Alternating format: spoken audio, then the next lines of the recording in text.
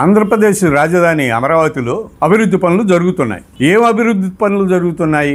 ఈ 16 నెలల్లో ఏం జరిగిందంటే సిఆర్డీఏ భవనం ఒకటి కట్టారు. అంతకుముందు ప్రారంభించిన భవనం ఇప్పుడు నిర్మాణం పూర్తి చేశారు. మిగిలిన ఐఏఎస్ అధికారులు, మంత్రుల భవనాలు నిర్మాణం కొనసాగుతోంది.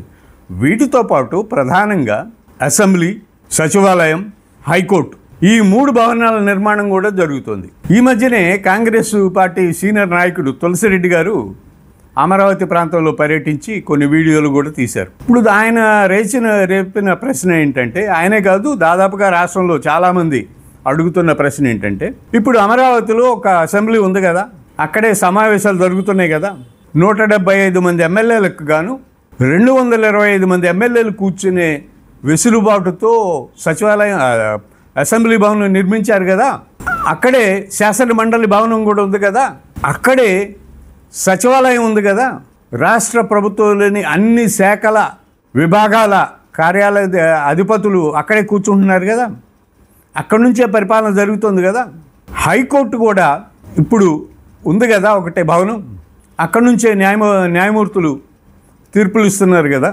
ఇప్పుడు ఈ ఉన్న భవనాలని తాత్కాలికం అని చెప్పేసి మళ్ళీ పర్మనెంట్ భవనాలంటూ మళ్ళీ ఇంకొక అసెంబ్లీ భవనం, సచివాలయం, హైకోర్టు ఈ నిర్మాణం ఎందుకు? డబ్బులు వృధా కాకపోతే డబ్బులు వృధా చేస్తున్నారు ఎందుకు?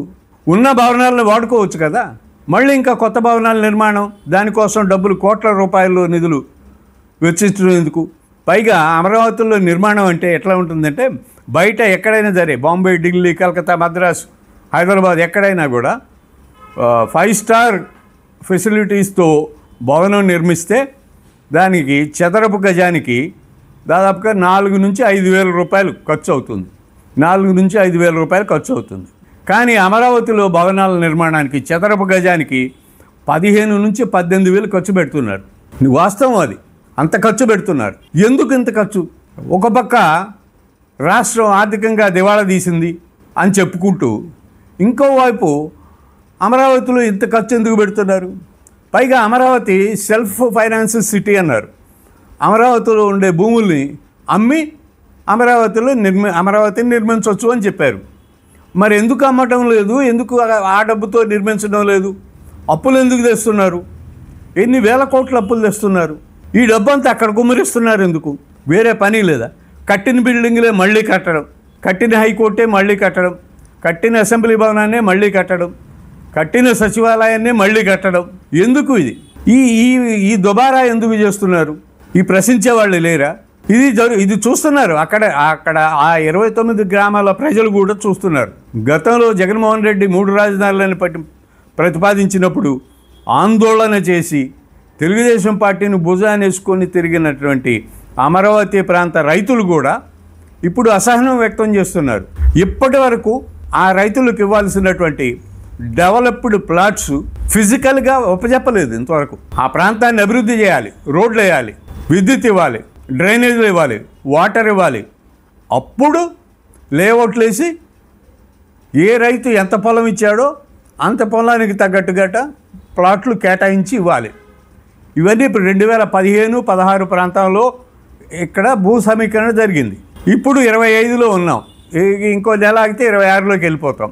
ఇప్పటి వరకు ఒక్క రైతుకి ఒక్క ప్లాటు కూడా, డెవలప్డ్ ప్లాట్ కూడా ఫిజికల్గా చేతికి ఇవ్వలేదు. కాగితాల మీద మాత్రం ఇచ్చి చేతులు దులుపుకున్నారు. ఇదా 40 ఏళ్ల రాజకీయ అనుభవం? ఇదా 14 ఏళ్ల ముఖ్యమంత్రి అనుభవం? ఆయన ముఖ్యమంత్రిగా ఉండగానే ఒక్క ప్లాటు రైతుకి డెవలప్ చేసి ఇవ్వలేకపోయారు. పైగా ఇంకొక 30,000 ఎకరాలు సమీకరిస్తామని, అక్కడే పక్కన నిడమర్రు దగ్గర పక్కన 5,000 ఎకరాల్లో విమానాశ్రయం నిర్మిస్తామని ప్రకటన చేస్తున్నారు. ఎందుకు 5,000 ఎకరాల్లో విమానాశ్రయం? దేశంలో ఏ విమానాశ్రయానికి అంత భూమి ఉంది?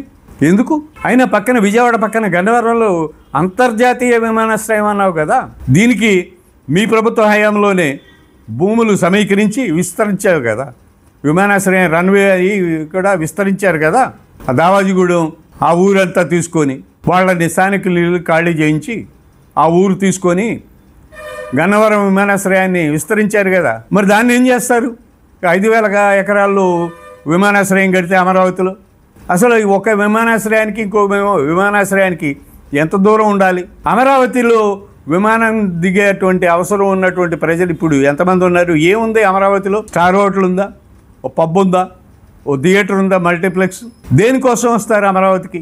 విజయవాడ వచ్చేవాళ్ళు లేదా చుట్టుపక్కల ప్రాంతాలకు చెందిన వాళ్ళు గన్నవరం విమానాశ్రయంలో దిగుతారు కదా. ఇవన్నీ వాస్తవాలు అయితే చంద్రబాబు నాయుడు గారు ఎందుకు ఇంత పెద్ద స్థాయిలో దుబారా చేస్తూ నిధులు అమరావతి నిర్మాణం కోసమని మళ్ళీ రోజుకు మాట్లాడుతున్నారు? ఆ రైతులకు ఇవ్వాల్సిన ప్లాట్లు ఇవ్వండి.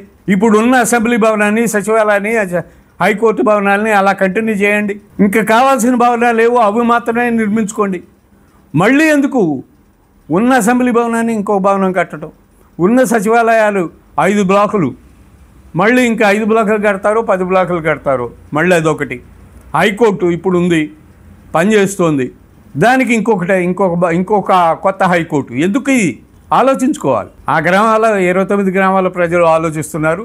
రాష్ట్రంలో మిగతా ప్రాంతాల్లో ఉండే ప్రజలు కూడా ఆలోచిస్తారు. తగిన నిర్ణయం తీసుకుంటారు.